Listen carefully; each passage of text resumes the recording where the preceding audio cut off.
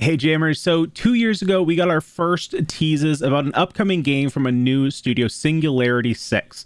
This is a new studio that's headed by a couple of Ex-Riot Games employees, or lead developers actually, and the game was supposed to be a virtual society game. Well, recently we got that first trailer for Palia, a new MMO style, like Animal Crossing-esque game, and so far the response has been really good. So we're going to go ahead, take a look at this teaser. We're going to talk about some of the gameplay, what we can kind of expect, and of course how you can get your hands on the pre-alpha as it comes later on this year.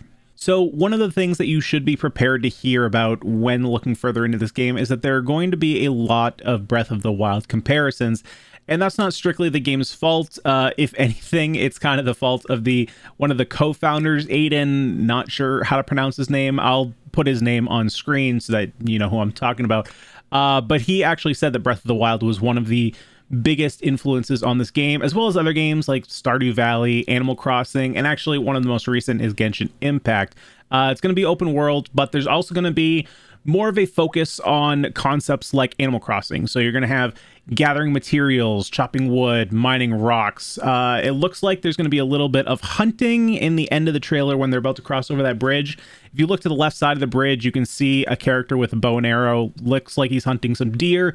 So there's going to be some of that, you know, bug catching, fishing, building your house, decorating it, all that kind of stuff that you would expect to see in like a slice of lifestyle simulator. And that will be the heavy focus of this game. Aiden has actually said that there's absolutely no PvP in this game, even though, you know, it has the MMO tag. It's not really like a combat-based MMO. There will be a little bit of combat, he said, but nothing that you have to take part in, as well as like a leveling and potentially dungeon system, though it sounded like it was just kind of open world monsters. But he did say that if you don't want to take part in that at all, it's not a system that you have to touch in the least. You can just stick to your farm-based mechanics, which is kind of cool for the players who don't want a combat-based game. They literally just want a chill-out simulator.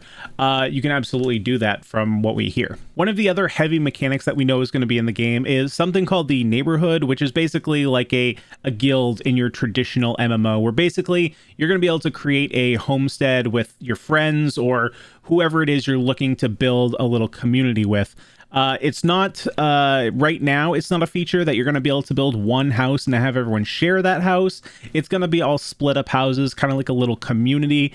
You're basically going to be able to take part in some challenges that they haven't really specified what challenges these are yet. You'll be able to collect rewards and, of course, build and customize your area with your other friends. Now, I haven't actually seen yet anything about how this game plans to work with land. So I don't know if it's going to be open world housing or instanced. My guess is instanced. Now, they also haven't really specified on how MMO style this is. So like, is everybody playing in the same open world, or is it kind of like a Genshin Impact, Animal Crossing, where you have to invite players to your world to play? They haven't really specified that. My guess is if it is completely open world, it's going to be instance, because you'd find a lot of houses all packed into one area. Whereas if it's not more like an open world and you have to invite players to your own world, then you could do with non-instance housing. But then again, that's not really an MMO, so that part is kind of still up in the air so far with what I've been reading. But so far from what we've seen and what I've been reading the past couple days, this does just seem like a little bit more full-fledged Animal Crossing. Now, for those of you who have been watching my content for at least the past couple months, you may know that this type of game doesn't normally speak to me. I'm not one of these players who really likes to just have a time waster, though. I mean, it's not going to waste your time as long as you're having fun. It's not a waste of time, but I like a more objective based game, whereas the open sandbox types, I've definitely played some in the past, but for me, they tend to die off quicker than other players. But obviously there is a huge market for this game.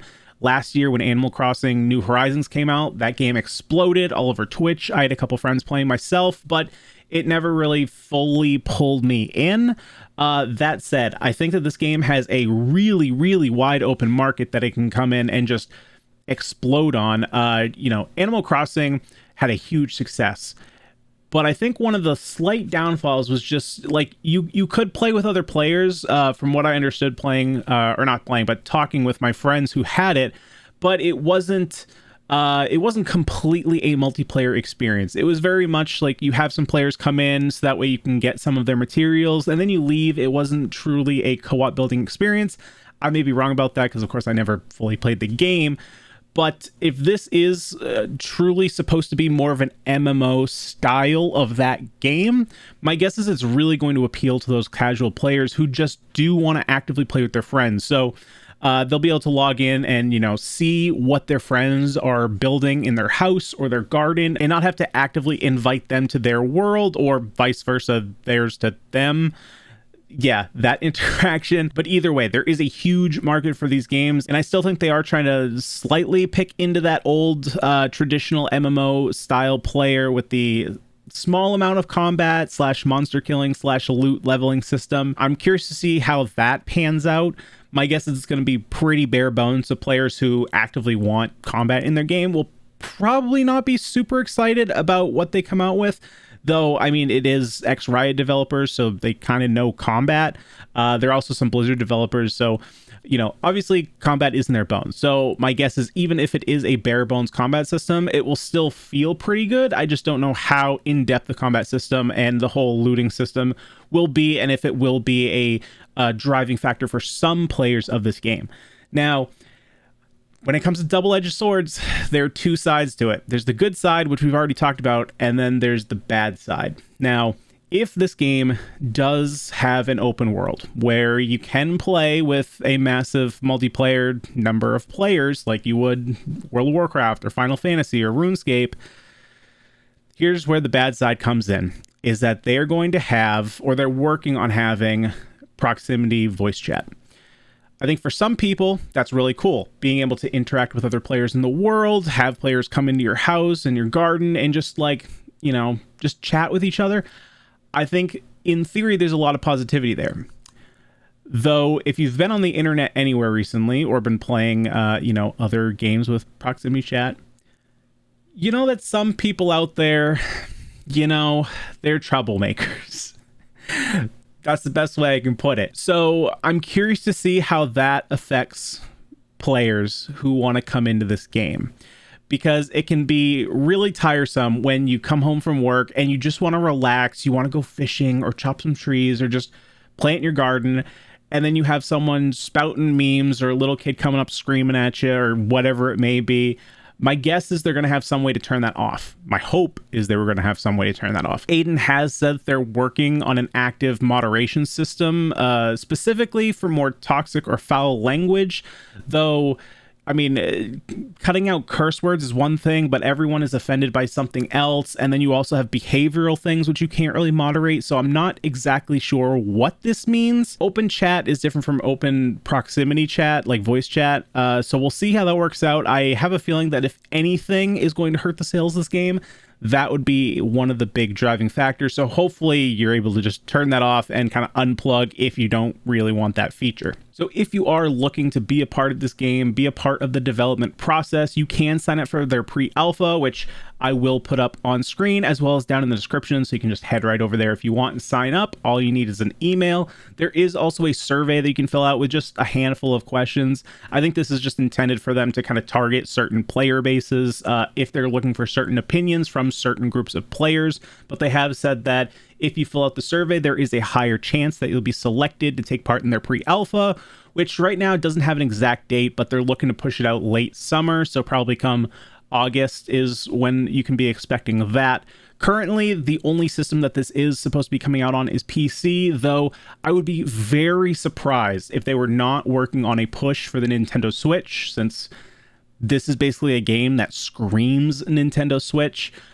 If anything, I would assume that's the first console they're going to be looking to drive to, and then following with the Xbox and PlayStation. But for right now, it is just PC. In terms of full release date for the game, obviously, they're just in pre-alpha, so there's no real expectation on when the full game is going to come out. Seeing that we are in pre-alpha, my guess is somewhere in the 1 to 2 year range, which is a ways away, no doubt. But we've only just scratched the surface of what we've seen about this game. Again, we only saw a tease. So there's still a lot of things that need to be worked on, need to be developed, and I'm excited to see what they're going to be coming out with.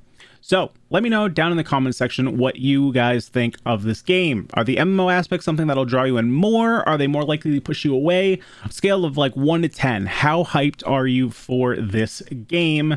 Let me know down below in the comment section. If you haven't already, make sure to subscribe to this channel, like this video, and hit the notification bell. That way you never miss a video. Join our Discord, link will be down below in the description. We are primarily Final Fantasy based, but we are open to all gamers alike. And of course, follow me on Twitch, twitch.tv/xjazze, where we do play Final Fantasy 3 times a week, Monday, Wednesday, Friday. We are streaming over there now as opposed to here on YouTube. So give us a follow over there. But guys, that's all I got for today. Let's jam again sometime. Hit it.